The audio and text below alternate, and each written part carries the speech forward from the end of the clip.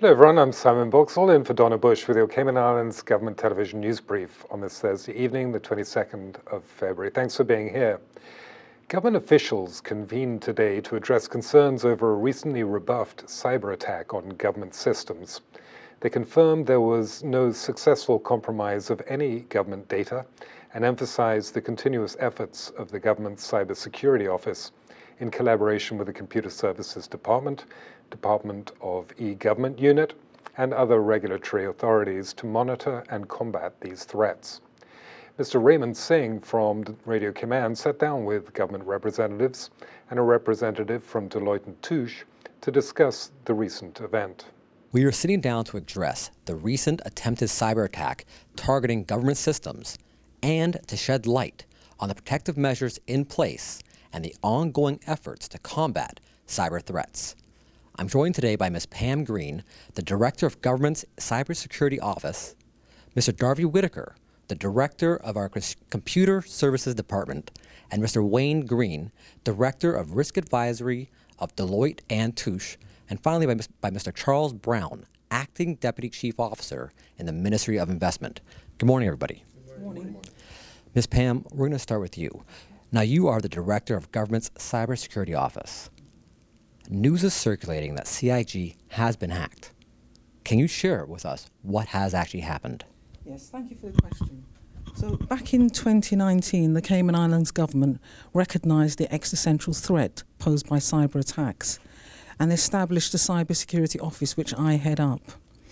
Over the intervening years, we have built a formidable cybersecurity capability in our personnel, in our layered defense, and the artificial intelligence-based systems that we rely on. In direct response to your question, yes, the Cayman Islands government was targeted with a cybersecurity attack attempt. Let me put emphasis on the word attempt because it wasn't successful, and it occurred on the 9th of February, Friday the 9th of February. Our AI-based systems detected an intrusion into our systems, and we were alerted and we took prompt action to halt, block and thwart that cyber attack attempt, pretty much in line with our standard operating procedures. Our prompt response meant that no government systems were compromised. However, as part of good governance, risk management and best practices, what we did was we engaged a third party to independently review and assess. We engaged Deloitte. And to put some wider context around this, globally and in the Caribbean and the Latin region, there continues to be a rising tide of cyber attacks. This shows no sign of abating, and this is now the new norm. Every 10 to 30 seconds, an organization somewhere in the world is targeted with a cyber attack and unfortunately falls victim to it.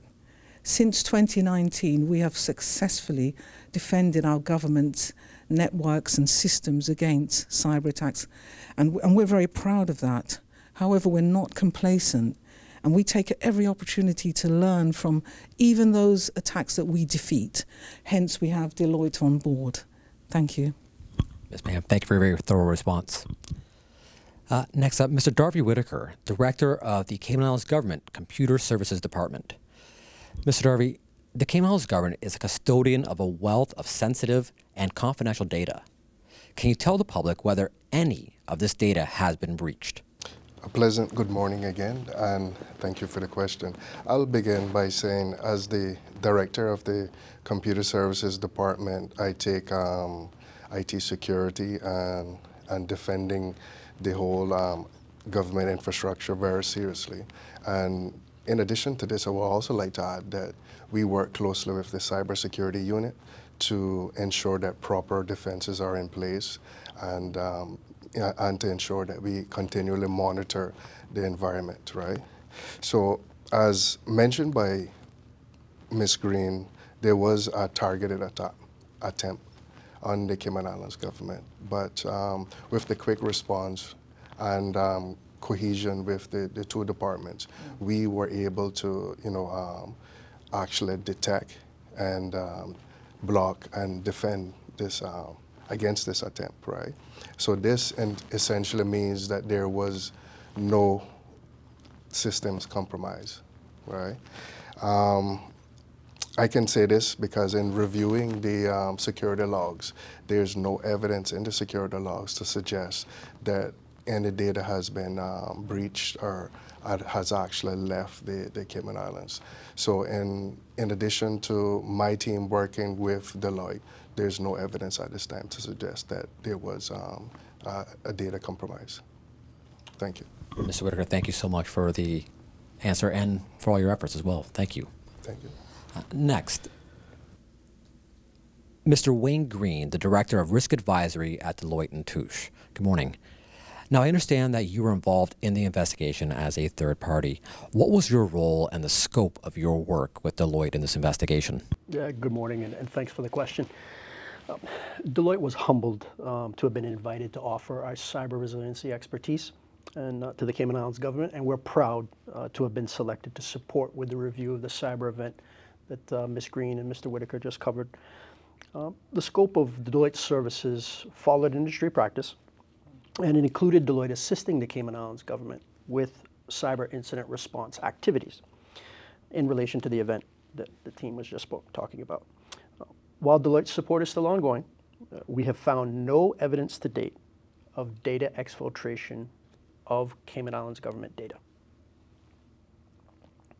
At Deloitte, we're committed to providing unparalleled support to our clients in navigating cybersecurity events with a team of in-country resources and access to specialized resources from our regional delivery centers. We stand ready to swiftly deploy and assist in cyber investigations at a moment's notice. Our priority is to ensure the security and resilience of our clients' systems and data, reinforcing our dedication to safeguarding their digital assets. Mr. Green, thank you for your response and appreciate your efforts with working with our Cayman Islands government. Mr. Charles Brown, the acting Deputy Chief Officer, in the Ministry of Investment, Innovation, and Social Development. Good morning and thank you for joining us. Now, can you please tell us about how this has all been handled as part of government's good governance? Thank you for the question. So as you can see, you've heard from our colleagues both within government and our industry partner, Deloitte, in this particular attempt. And we are happy to report that our defenses have held true and there's been no compromise of government systems.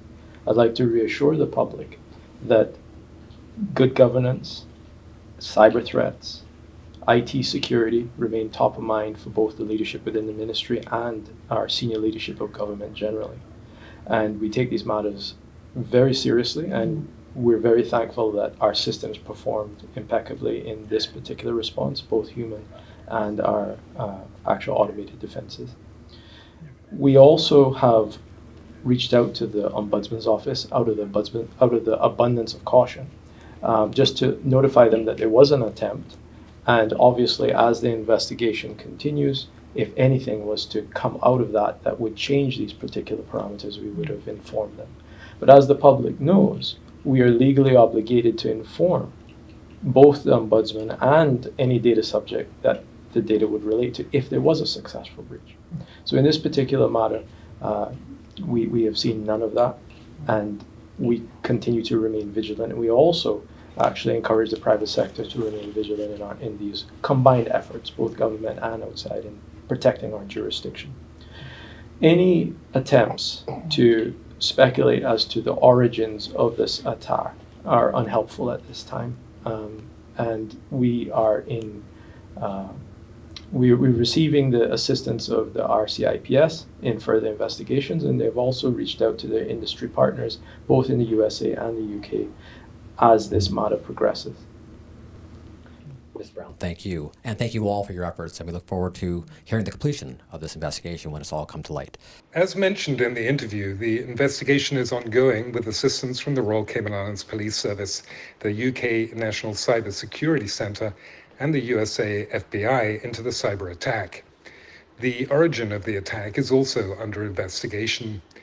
The Ombudsman was notified of the unsuccessful attack attempt, noting that in the event of an actual data breach, government has a legal obligation to inform the Ombudsman and affected parties. All findings will be shared with the Ombudsman and relevant authorities. The public and business communities are urged to remain vigilant with the increased cyber threat activity regionally at this time and stress that awareness and cooperation are essential in safeguarding our collective security as a renowned business jurisdiction. To learn more about cybersecurity best practices, you can visit gov.ky/cybersafe. Representatives from the Resilient Sustainable Energy and Marine Biodiversity Program toured the Parliament building yesterday as part of their week-long visit to the Cayman Islands. The tour was conducted by parliamentary staff and senior team members within the Ministry of Sustainability and Climate Resiliency.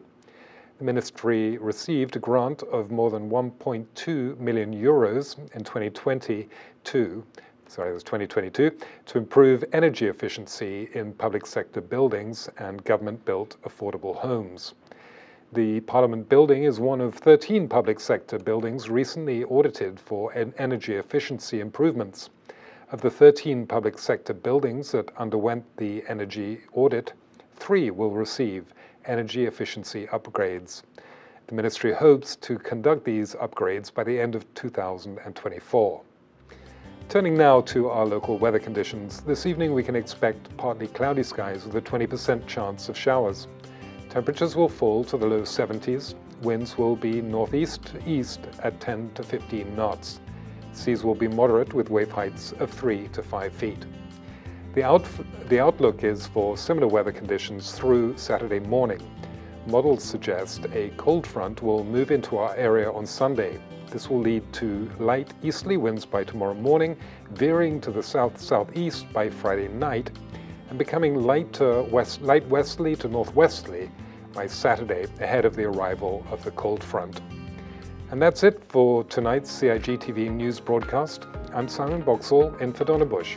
Thank you for joining us, and also please remember to like, share and subscribe to our YouTube channel for all of your key government information.